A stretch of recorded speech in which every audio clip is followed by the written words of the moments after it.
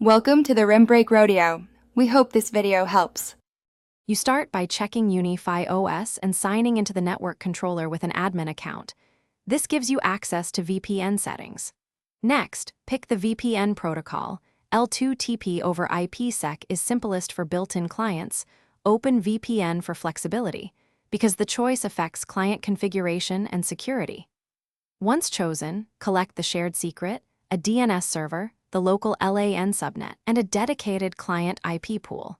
These values are required immediately when you create the VPN. You now create the VPN in the network controller.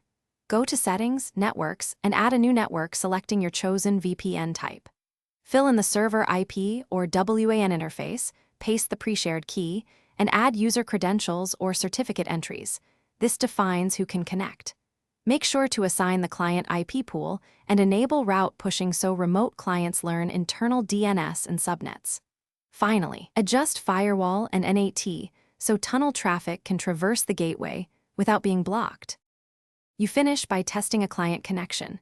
Import the profile or add the VPN manually, then authenticate and try reaching an internal server or ping the gateway.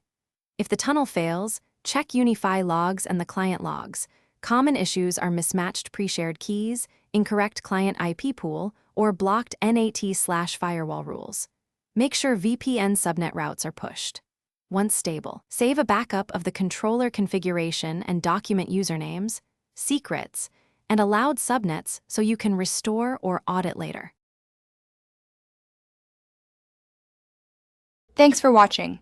Consider subscribing if we helped you.